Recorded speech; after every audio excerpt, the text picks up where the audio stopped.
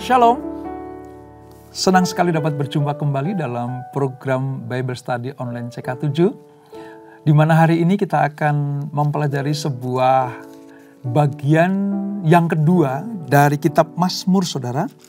Kalau kita melihat bahwa jilid kedua dari kitab Mazmur itu pasal 42 sampai 72. Nah, kemarin kita sudah belajar pasal 42. Hari ini kita akan meneruskan pasal 43. Nah, Mazmur 42 dan 43 ini sebenarnya Mazmur yang berkesinambungan. Jadi menjadi satu, saudara. Tapi oleh penulis itu dipisahkan. Nah, pada pasal yang ke-43 ini kita belajar bagaimana pemazmur berdoa minta keadilan kepada Allah. Ini merupakan nyanyian pengajaran dari Bani Korah. Ya, Bani Korah, salah satu bagian dari suku Israel yang menulis kitab Mazmur ini. Nah, kisahnya seperti apa? Kita akan membaca, merenungkan, mempelajari, dan mengambil manfaatnya supaya rema-rema itu dapat kita terima. Namun terlebih dahulu mari kita hampiri Tuhan, kita sembah Dia, saudara. Kami datang kepadamu, Tuhan. Bersyukur atas kasih-Mu, bersyukur atas anugerah-Mu. Terima kasih Bapa, terima kasih Yesus, Engkau sungguh baik.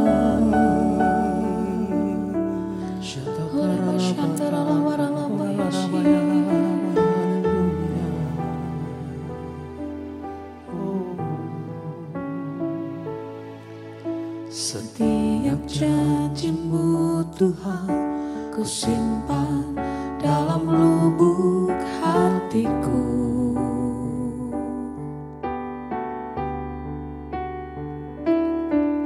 Lewati setiap masalah, setiap tetes air mata dalam hidupku.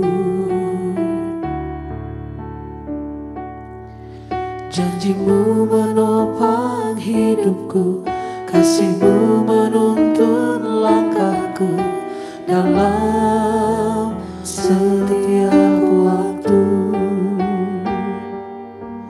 Penolongku yang aku percaya.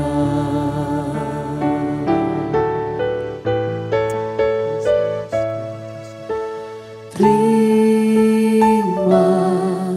kasih buat kasih setia-Mu,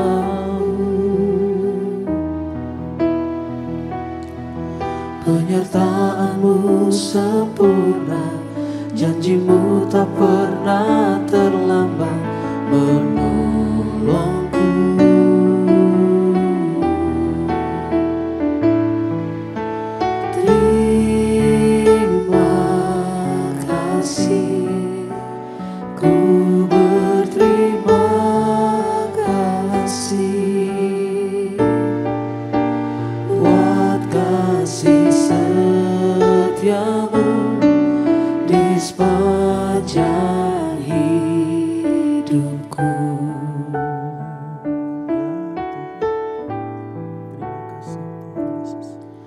Setiap janji-Mu Tuhan ku simpan dalam lubuk hatiku.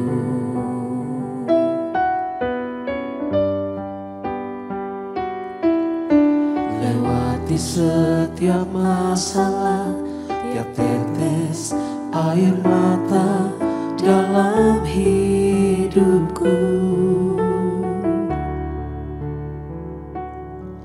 Janji-Mu menopang hidupku, kasih-Mu menuntun langkahku dalam setiap waktu. Penolongku yang aku percaya.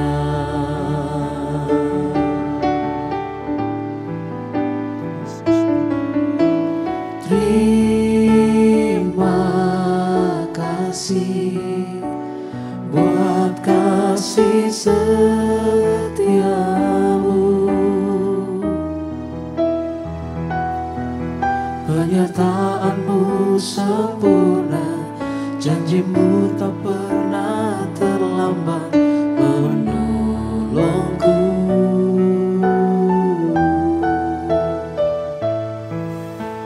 Terima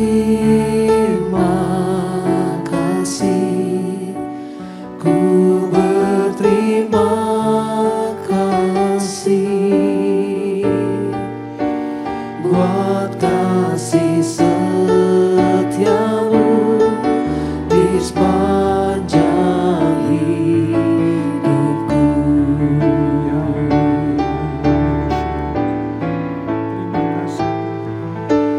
Terima kasih buat kasih setiamu,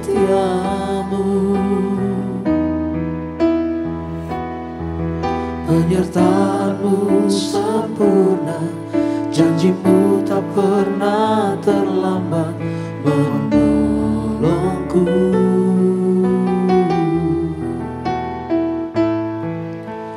Terima kasih, ku berterima kasih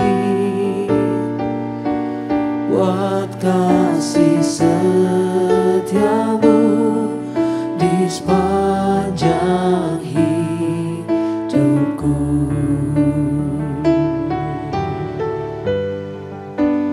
Buat kasih setiamu, buat kasih setiamu, buat kasih setiamu di sepanjang hidupku. Terima kasih Tuhan, buat kasih setiamu dalam hidup kami Tuhan. Kiralah pasangkanmu, kiralah buat korban-Mu, buat kebaikan-Mu. Kaulah Tuhan yang berjanji, tak sekalipun Kau ingkari.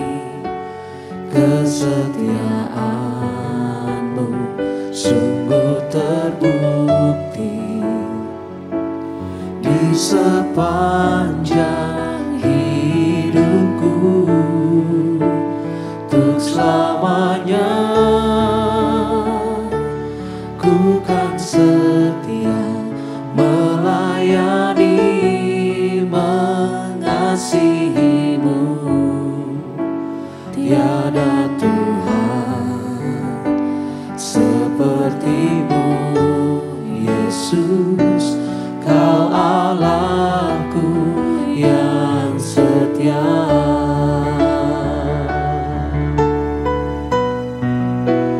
Kaulah Tuhan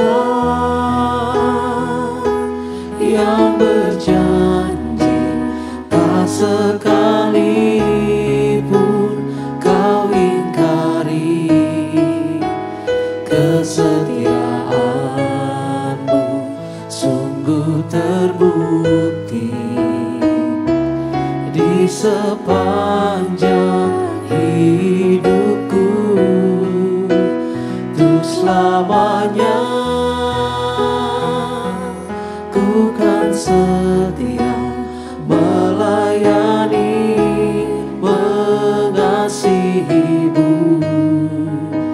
Tiada Tuhan seperti-Mu, Yesus. Kau Allahku yang setia.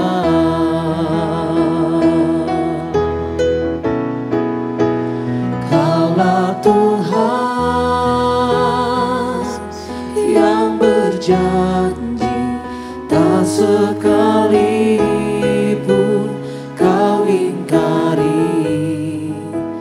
Kesetiaan-Mu sungguh terbukti sepanjang hidupku, untuk selamanya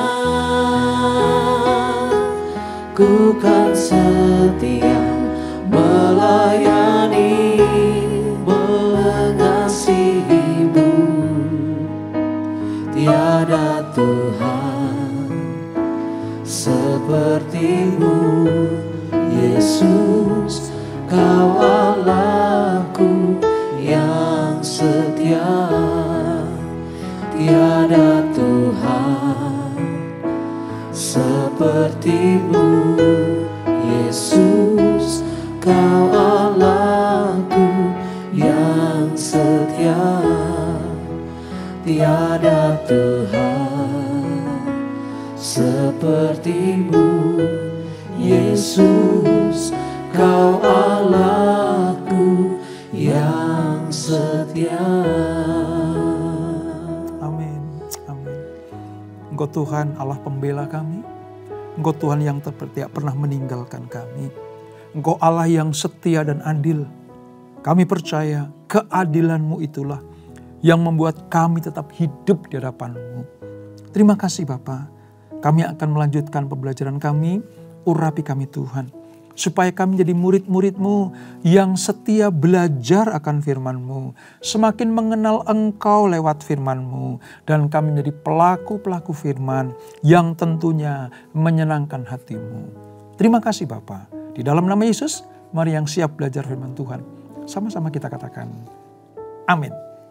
Kita akan membaca dari Mazmur pasal 43, saudara. Di Perjanjian Lama halaman sekitar 604. Seperti saya katakan tadi bahwa Mazmur 43 ini berkaitan dengan Mazmur 42. Karena ini bagian dari jilid kedua dari Mazmur. Nah, di pasal yang ke-43 ini kita akan belajar bagaimana Bani Korah, saudara, itu menulis sebuah nyanyian pujian dan mazmur tentang memohon, meminta supaya keadilan Allah itu dilakukan. Nah, seperti apa kisahnya? Sebelum kita mengambil manfaat, mari kita baca bersama-sama hanya 5 ayat, saudara. Ya, kita baca. Demikian firman Tuhan. Berilah keadilan kepadaku ya Allah, dan perjuangkanlah perkaraku terhadap kaum yang tidak saleh. Luputkanlah aku dari orang penipu dan orang curang. Sebab Engkaulah Allah tempat pengungsianku. Mengapa Engkau membuang aku? Mengapa aku harus hidup berkabung di bawah impitan musuh? Suruhlah terang-Mu dan kesetiaan-Mu datang, supaya aku dituntun dan dibawa ke gunung-Mu yang kudus, ke tempat kediaman-Mu.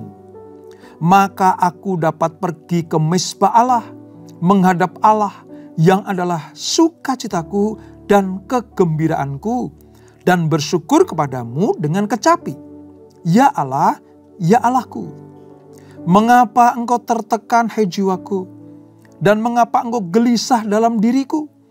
Berharaplah kepada Allah, sebab aku bersyukur lagi kepadanya, penolongku dan Allahku. Nah saudara, ada saatnya anak-anak Tuhan, orang-orang yang diselamatkan Tuhan, umat pilihan Tuhan, gereja Tuhan, saudara dan saya mengalami hal yang sama seperti Bani Korah yang seolah-olah hidupnya itu sangat-sangat menderita dan tertekan. Jiwanya sungguh sangat-sangat tertekan. Mengapa? Karena menghadapi persoalan bagaimana dia dihimpit oleh masalah sebenarnya bukan karena kesalahannya. Bukan karena dosa dan pelanggarannya. Tetapi ini terjadi kenapa? Karena ada orang-orang yang berlaku tidak adil kepadanya. Ada orang-orang yang tidak saleh itu sedang menghimpit dia. Oleh sebab itu, Bani Korah mengalami dalam tanda petik ya, depresi rohani. Tertekan. Orang yang tertekan jiwanya itu stres, saudara. Ya, mengalami tekanan yang berat. Kalau bahasanya yaitu depresi rohani. Nah, dari sini kita bisa melihat bagaimana ketika mengalami hal seperti itu, apa cara kita untuk keluar dari permasalahan ini. Ya, ayo kita belajar. Allah kita adalah Allah yang selalu membentuk umatnya. Ya, membentuk umatnya dalam ini, ya kita itu sedang dipersiapkan menjadi sebuah bejana yang indah. Nah, untuk itu saudara, kadangkala Tuhan itu membiarkan kita umatnya bergumul dengan masalah yang ada. Mungkin dalam waktu yang panjang. Sehingga seolah-olah umatnya itu tidak ditolong Tuhan. Seolah-olah Allah tidak adil. Karena tidak menghukum orang yang bersalah. Kok aku orang benar, aku setia, aku taat. Tapi kenapa aku mengalami hal seperti ini? Kadangkala Tuhan itu membiarkan umatnya bergumul dengan masalahnya, saudara. Mungkin dalam waktu yang sangat-sangat panjang. Tujuannya apa? Supaya kita mengerti bahwa kita bukan anak gampangan. Kita adalah anak-anak Tuhan yang akan diberikan kemenangan demi kemenangan. Nah, Bani Korah mengalami hal yang sama. Ya. Ini pemazmur mengalami hal yang sama. Dia menghadapi keadaan yang sangat sulit. Ada 3 hal yang saya catat di sana tentang tekanan-tekanannya. Yang pertama begini. Pemazmur merasa bahwa ia terisolasi secara rohani. Itulah sebabnya dia selalu berseru-seru kepada Allah. Tapi seolah-olah Allah tidak mengindahkan keseruannya itu. Allah seolah-olah tidak peduli kepada seruannya. Makanya dia merasa aku terisolasi secara rohani. Di satu sisi aku ditekan oleh masalah yang diakibatkan orang-orang yang tidak saleh itu. Orang-orang yang durhaka, orang-orang fasik itu menghimpit aku. Namun di sisi lain aku teriak sama Tuhan karena seolah-olah Tuhan juga tidak ada. Aku betul-betul ada di tengah-tengah ini. Dari kiri dihimpit masalah karena orang-orang fasik. Dari kanan aku tidak menemui Tuhan. Jadi aku terisolasi secara rohani. Bukankah kadang-kadang kita sebagai anak-anak Tuhan mengalami hal yang sama? Tekanan demi tekanan, badai permasalahan selalu datang silih berganti. Ketika kita teriak sama Tuhan, kita memohon sama Tuhan. Kok Tuhan gak tolong-tolong ya? Kok masalahku gak pernah selesai ya? Seolah-olah Tuhan tidak peduli. Sehingga apa? Kita ada pada posisi terisolasi kerohanian kita. Itu yang pertama. Yang kedua, pemazmur juga merasakan bahwa ia terisolasi secara fisik. Ingat ya, Bani Korah itu adalah kumpulan atau bani yang ada di bawah keturunan para Lewi. Bani Korah ini tugasnya apa? Menaikkan pujian syukur kepada Allah. Dia tugasnya memimpin puji-pujian di rumah Allah, bait suci. Itu Bani Korah. Tetapi orang yang melayani Tuhan, orang yang taat setia seperti Bani Korah ini, nggak luput dari permasalahan, saudara. Nggak luput dari problem hidup. Jadi ketika masalah timbul, ketika problem menghampiri mereka, ketika orang-orang fasik seolah-olah itu menekan mereka, jiwanya adalah jiwa yang sangat-sangat susah hati. Saudara. Sehingga apa? Fisiknya terasa terisolasi. Pelayanannya terganggu. Mereka pemimpin ibadah penyanyi di rumah Allah. Dengan nyanyian syukur kepada Allah. Kalau kita lihat ya, di pasal yang ke-42 ayat 5. Itu bagian dari Bani Korah. Tetapi sekarang pada masa-masa penderitaan ini, nggak bisa lagi melayani. Nggak bisa lagi berbuat apa-apa. Dia tidak bisa lagi melakukan tugas-tugasnya. Makanya secara fisik Bani Korah merasa terisolasi secara fisiknya. Bukankah ini juga kita alami? Khususnya para pelayan-pelayan Tuhan, para pengerja-pengerja di rumah Tuhan, para aktivis gereja, para hamba-hamba Tuhan, yang ketika menghadapi masalah, ketika menghadapi problem hidup, apa yang terjadi, saudara? Dia seolah-olah seperti terbatas, terganggu pelayanannya. Iyalah saudara, ya, tentulah itu manusiawi. Ketika jiwa ini sedang tidak merasa sejahtera, ya, pikiran diaduk-aduk oleh masalah, pelayanan juga akan terganggu. Dan inilah yang dialami oleh Bani Korah. Jadi yang pertama, dia merasa terisolasi secara rohani. Yang kedua, dia terisolasi secara fisiknya. Yang ketiga, saudara, menghadapi masalah seperti ini, Bani Korah merasa terisolasi secara sosial. Kenapa, saudara? Karena dia merasa dimusuhi.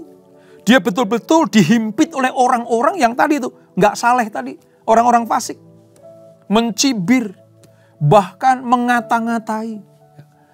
Sepanjang kehidupannya, sepanjang perjalanan hidupnya diolok-olok oleh orang-orang yang fasik ini. Si fasik berkata, "Hayo, di mana Allahmu?" gitu. Kalau saudara ingat ya, di pasal yang ke-42, bagaimana ayat 4, ayat 11 dikatakan, "Di mana Allahmu?" Ketika menghadapi hal seperti ini, mana Allahmu? Ayo, suruh turun tangan.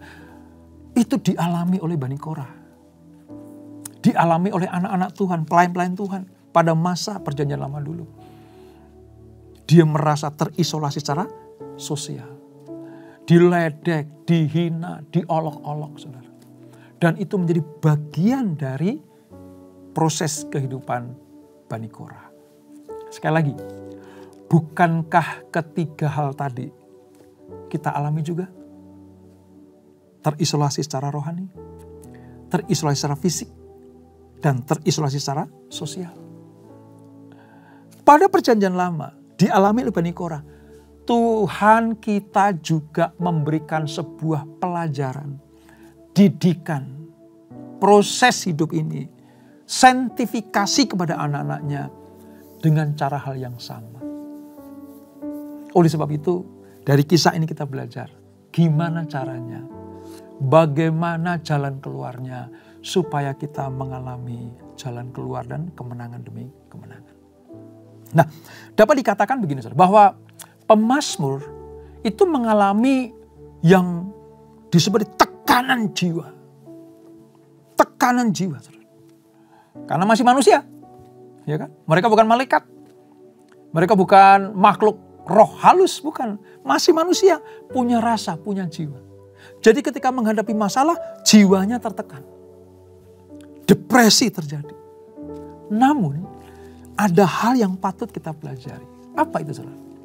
Pemazmur tidak tinggal diam. Ini kuncinya.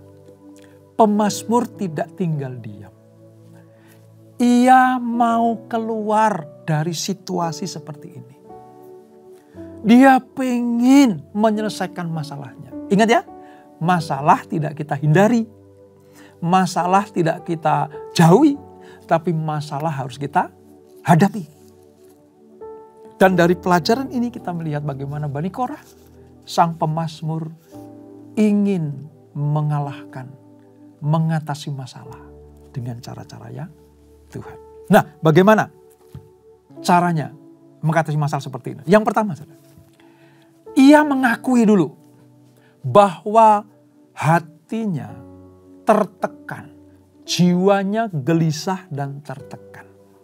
Ini ayat yang kelima tadi. Mengapa engkau tertekan, hei jiwaku? Hal ini perlu kita lakukan, saudara. Kita harus mengakui akan keadaan kita. Sehingga kita bisa pada posisi siap untuk menghadapi masalah. Kadang banyak orang yang kadang menyembunyikan masalah dengan kata, "Gimana keadaanmu?" "Wow, baik-baik saja." Padahal lagi gak baik-baik, saudara. "Gimana keadaanmu?" "Oh, puji Tuhan, gak ada masalah." Padahal masalah numpuk. Mengapa kita tidak meneladani Bani Korah bahwa mengakui tentang tekanan, gelisah yang ada dalam jiwanya. Ini nggak dosa kok saudara. Ini nggak dosa. Justru dengan pengakuan bahwa kita sedang tertekan, bahwa kita sedang gelisah, ini akan membuat diri kita lebih siap menghadapi masalah. Itu yang pertama. Yang kedua, pemazmur mengingat kembali apa yang terjadi pada masa lalu. Ia mengingat tentang sukacita saat mereka memimpin umat Allah masuk ke dalam rumah Allah. Ingat ya, Bani Korah adalah pemimpin pujian. Jalan yang kedua adalah mengingat dia itu siapa. Oh ya, aku anakmu Tuhan. Aku umatmu. Aku imammu. Aku anak-anak perjanjian.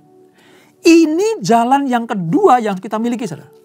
Sadar kita itu siapa. Karena kita anak Allah, kita umat pilihan, kita imam-imamnya Tuhan, maka kita sadar kita berhak memiliki jalur khusus untuk datang kepada Tuhan. Sebab apa? Sebab setiap pelayan Tuhan mengingat tentang kasih setia Allah. Selalu datang dan ia terus mengasihi anak-anaknya. Dan Bani Korah senantiasa memanjatkan doa kepada Allah.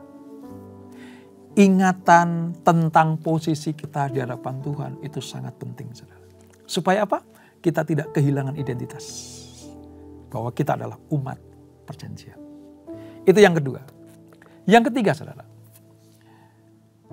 Pemazmur ngomong sama dirinya sendiri. Ini juga penting. Mengapa? Inilah jalan untuk kita menghadapi permasalahan. Ia berbicara pada jiwanya sendiri. Memerintahkan dirinya supaya tetap berharap kepada Allah yang adalah penolong. Wah, ini luar biasa, saudara. Ya, saya kadang melihat banyak orang ya, ketika menghadapi masalah, depresi, udah nggak mau ngapa-ngapain lagi, udah lemes, ya, lesu, gitu, saudara.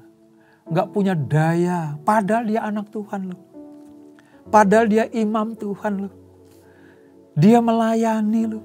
Tapi kalau dapat masalah, aduh murung gitu ya. Sehingga apa? Udah gak punya gairah lagi tuh menyelesaikan masalah, menghadapi problem. Ayo belajar dari Bani Korah. Dia tahu dia itu siapa. Dan dia bicara sama diri sendiri. Ayo bangkit jiwaku. Ayo kembali bersemangat. Ayo tegar. Ayo bangun. Gitu. Ya. Sadar bahwa kita punya Allah yang sanggup menolong. Itu penting, saudara. Makanya ayat 5 tadi katakan, mengapa engkau tertekan hai jiwaku, dan mengapa engkau gelisah dalam diriku? Berharaplah kepada Allah, sebab aku bersyukur lagi kepadanya, penolongku dan Allahku. Ini yang harus ada dalam diri kita. Ingat ya, kita gak kebal terhadap masalah. Jangan kira kalau sudah menjadi pelayan Tuhan gak ada masalah. Oh, banyak masalah. Tapi bagaimana kita menyikapi, kita merespon, itu yang penting. Itu yang ketiga. Yang keempat, ketika pemazmur sadar bahwa dia tertekan, ngomong sama diri sendiri, bangkit hei jiwaku, gitu ya. Ia berdoa supaya Allah memberikan keadilan dan meluputkan dia dari sakit, penyakit, dan penderitaannya. Nah, setelah sadar posisi, ya, kita mengerti kita itu siapa. Lalu kita mohon kepada Tuhan. Untuk apa? Menolong, memberikan jalan keluar, menjadi Tuhan yang menguatkan, ya, tampil sebagai penolong, itu penting. Itu penting. Jadi apa yang dilakukan pemazmur ini menjadi teladan buat kita semuanya. Kalau sedang menghadapi masalah, ayo jangan murung, jangan patah semangat, ya, jangan lupa posisi kita itu sebagai siapa. Kita anak-anak Tuhan, kita umat perjanjian. Ya, itu. Ya, oleh sebab itu, mari jangan pernah melupakan kebaikan-kebaikan Tuhan. Nah, ini saudara. Nah, doa si pemazmur ini mengubah kegelisahannya menjadi pengenalan akan Allah sebagai tempat pengungsian yang membuat dia kembali bersukacita dan beria-ria. Wow, ini penting saudara. Ya, bagaimana pemazmur yang tadinya merasa tertekan, merasa terhimpit, lalu dia sadar dia siapa, lalu dia tahu Allahnya itu siapa. Dia ngomong sama dirinya sendiri untuk dikuatkan, diteguhkan. Dia ubah nyanyian ratapan menjadi nyanyian sukacita. Wow. Doa ini ialah membawa kita kepada penyelesaian masalah, bukan menghindari masalah. Sering saya ingatkan tentang satu kalimat ini, saudara. Tuhan tidak pernah tertarik merubah masalah kita. Tuhan lebih tertarik merubah diri kita supaya menghadapi masalah dengan cara-caranya Tuhan. Dan kita pasti akan tampil sebagai pemenang. Karena Korah ini penyanyi, saudara. Biduan atau pemimpin nyanyian di rumah Allah. Doanya ini mengubah refren lagunya. Ya, refren itu lagu yang diulang-ulang kata-katanya. Semuanya ia nyanyikan lagunya ini dengan nada pilu tadinya. Berharap dengan kecemasan. Tetapi kini nadanya adalah nada yang optimis. Nada yang optimis, tadinya pilu, tadinya sedih, tadinya penderitaan. Syairnya muncul. Tetapi di akhir mazmurnya dia berkata tentang optimisme, tentang jalan keluar, tentang pertolongan Tuhan, tentang hal-hal yang sifatnya keluar dari masalah dan mengalami kemenangan demi kemenangan. Melalui kekuatan yang ditemukan kembali, saudara, dalam doa dan pujian-pujiannya ini, dia sudah menyatakan, udah, jangan tertekan jiwaku, jangan gelisah. Jangan gelisah sebab kita punya jalan keluar. Kita punya pengharapan di dalam Tuhan yang adalah penolong kita. Apakah saudara mengalami hal yang sama seperti Bani Korah di dalam Mazmur 43 ini? Kalau iya, kalau saudara mengalami hal yang sama, mari belajar dari mereka. Ubah ratapan kita menjadi tari-tarian. Ubah nyanyian pilu kita menjadi nyanyian pengharapan. Karena bersama dengan Tuhan kita cakap menanggung segala sesuatu. Dan nantikan Tuhan pasti tampil sebagai penolong kita. Sebab dia Allah yang adil dan penuh kasih. Dan itulah Mazmur 43. Kita berdoa. Bapa, terima kasih untuk anugerah-Mu. Kami belajar dari Bani Korah, pemimpin pujian di rumah Allah.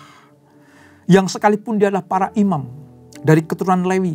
Namun Tuhan izinkan juga mengalami penderitaan, masalah, problem hidup. Tapi puji Tuhan, kami belajar bagaimana mereka menyelesaikan masalah.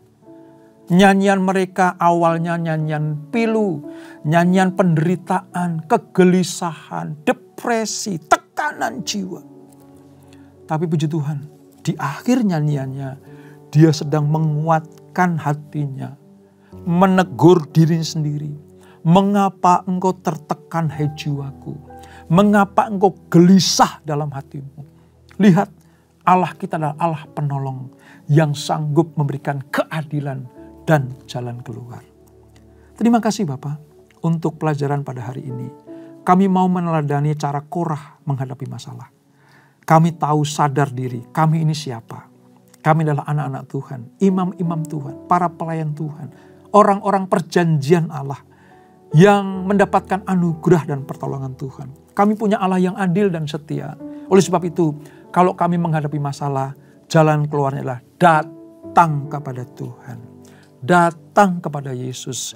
Maka Yesus Tuhan Allah kami tampil sebagai Allah penolong yang adil namun penuh kasih itu. Berkati anak-anak, berkati kami semuanya. Dan sebelum kami berpisah, kami siapkan hati kami terima berkat yang daripadamu.